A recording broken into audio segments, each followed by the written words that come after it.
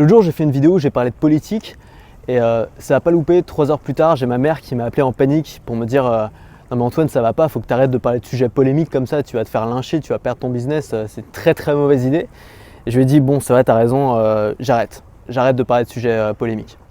Et donc du coup, aujourd'hui, on va parler de religion.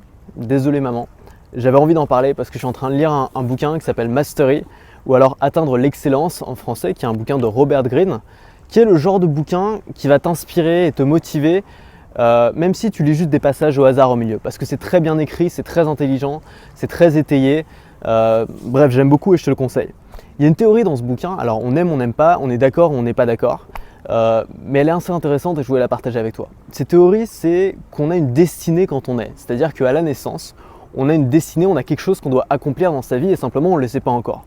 Et tout au long de sa vie, on va avoir des indices sur cette destinée-là. On va avoir des indices qui nous disent voilà, peut-être que c'est vers ça que tu dois tendre.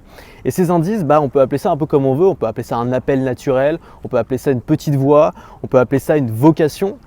Steve Jobs appelait ça son cœur, il disait écoute ton cœur, et en fait souvent c'est ce qui se révèle quand on est jeune, quand on a un penchant particulier pour quelque chose, pour une pratique, pour une passion, pour un instrument de musique, pour n'importe quoi. Moi je sais par exemple que quand j'étais petit, j'adorais faire des journaux. J'ai fait un journal quand j'étais en primaire, le journal de l'école, j'ai fait un journal quand j'étais au collège, mais des journaux toujours non officiels, c'est-à-dire que c'était jamais vraiment autorisé, je faisais ça un peu dans mon coin. J'ai aussi fait des journaux pour ma famille, j'ai aussi fait des journaux sur internet, enfin j'adorais faire ça, et je me dis finalement ce que je fais aujourd'hui c'est assez proche, c'est-à-dire que je fais passer mes idées sur internet à une audience, et puis c'est des idées qui n'ont pas forcément dans le sens de tout le monde. Et donc Robert Greene t'incite à suivre cette petite voie. Et forcément, c'est pas facile parce que tu vas avoir des ennemis de cette petite voie, des ennemis de cette vocation. Ces ennemis-là, ça va être les conventions sociales qui vont te forcer un peu à faire quelque chose que tu n'as pas forcément envie de faire. C'est parfois contre leur gré tes parents qui vont, pour ton bien, essayer de te faire quelque chose que tu n'as pas forcément envie de faire. Ça peut être les pressions sociales, les pressions de ton entourage, les pressions de tes amis. Et finalement, le travail, ça doit être la réponse à cette vocation. Le travail ne doit pas être quelque chose d'alimentaire qui va simplement te permettre de gagner ta vie et de payer les loisirs. Le travail doit permettre d'être la réponse à cette vocation et de te permettre de l'exprimer pleinement. Et il explique que ce que le monde moderne manque de plus aujourd'hui, c'est de raison de vivre. Il explique qu'avant, ce qui nous donnait une raison de vivre, c'était les religions. Sauf qu'aujourd'hui, on vit dans un monde qui est de plus en plus athée, et c'est pas forcément une mauvaise chose. On ne sait plus forcément à quoi se raccrocher, et il faut redonner nous-mêmes un sens à notre vie. Et finalement, quand tu regardes les religions, il y a des trucs horribles qui se sont passés avec les religions, mais il y a aussi des trucs extraordinaires. On a créé les pyramides, on a créé les cathédrales. Il y a quelques mois, j'étais au Cambodge, j'ai vu les temples d'Angkor, qui est encore une merveille, qui a été créée évidemment au nom de la religion. Et toutes ces choses qui nous dépassent, très souvent, ont été créées au nom de la religion. Et aujourd'hui, on peut se poser la question, comment on fait ? Comment on fait aujourd'hui pour créer des choses qui nous dépassent, pour se dépasser, pour faire quelque chose de grand si on n'a pas cette religion ? Et en fait, la réponse un peu de Robert Greene, et c'est ça que j'aime bien en fait dans cette théorie, c'est qu'il propose de créer sa propre religion. Il propose de poser soi-même les bases d'un chemin de vie, de soi-même trouver un but à sa vie puisqu'il ne nous est pas donné par quelque chose d'extérieur, de trouver le but de sa vie de manière interne. Et il explique que ne pas avoir de but dans sa vie, c'est un des principaux maux de la société actuelle et c'est ce qui nous ronge. Et donc pour lui, il faut essayer de trouver le but de sa vie le plus tôt possible. Et simplement, cette vision, elle peut paraître égoïste. Il y a des gens qui vont dire « ouais, mais tu penses qu'à ta gueule, il faut s'intéresser aux autres, il faut aider les autres et tout ».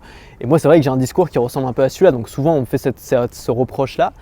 Et ce que Robert Greene répond à ça, c'est « notre prospérité est issue de l'activité collective de personnes dont chacun fournit ses talents individuels ». En gros, c'est la somme des talents individuels, c'est la somme des ambitions personnelles qui va créer un intérêt de groupe. Et je sais tout le monde n'est pas d'accord avec ça, j'en ai parlé aussi dans ma vidéo sur la politique, mais pour moi c'est important. Je pense que c'est le cas aussi, je suis d'accord avec cette vision. Je pense que si tu veux t'occuper des autres, si tu veux apporter aux autres, et en effet c'est une bonne chose, il faut d'abord s'occuper de toi. Parce que tu peux essayer de faire tout ce que tu veux pour changer les choses, pour changer le monde, pour aider les gens. Si ta voix ne porte pas parce que tu t'es pas d'abord élevé toi-même, ça va être beaucoup plus difficile. Et donc finalement, tu vois tous les grands hommes de l'histoire ou les grandes femmes ou les gens qui ont vraiment réussi à faire changer les choses, c'est des gens qui ont d'abord eu un intérêt individuel, personnel, qui sont d'abord élevés au-dessus de la masse pour pouvoir être entendus. Donc finalement, l'objectif que Robert Greene te propose, c'est de devenir qui tu es. De devenir qui tu es vraiment, c'est-à-dire pourquoi tu as été conçu. Et pour cela, la première chose à faire, c'est se faire confiance. Et je voudrais maintenant te faire passer un message personnel, c'est que je le sais aussi bien que toi, c'est extrêmement difficile aujourd'hui de se faire confiance parce qu'on a énormément de parasites. On peut avoir la pression de sa famille, on peut avoir la pression de ses parents qui veulent nous engager sur une voie, on peut avoir la pression de ses amis qui font tous un peu la même chose, on a l'impression que c'est la bonne chose à faire. On peut aussi avoir un sentiment d'injustice en ayant l'impression qu'on n'est pas né au bon endroit, qu'on n'est pas né au bon moment, qu'on n'est pas né dans la bonne famille et que la réussite ou notre vocation, finalement, elle n'est pas pour nous. Mais j'ai juste envie de te passer ce message, c'est ne lâche rien. Parce que si, comme moi, la voie qui te guide, cette vocation est extrêmement forte, si, comme moi, elle couvre tous les autres bruits qu'il y a dans ta vie, c'est-à-dire que si tu ne te diriges pas vers cette voie-là, tu vas être malheureux tout simplement. Ne lâche rien. Continue à essayer de la suivre, continue à essayer de l'écouter, continue à essayer d'aller dans son sens. Parce que cette voie-là, cette voie intérieure qui vient que toi, qui viendra jamais des autres, c'est la bonne. Voilà, j'espère que cette vidéo t'a plu. Il y a une offre qui est disponible juste cette semaine, qui va disparaître dimanche. Tu as le lien qui est en description, je te laisse aller voir. Moi je te dis à demain pour la prochaine vidéo. Je te laisse avec les petites images du coucher de soleil. Et surtout, reste libre.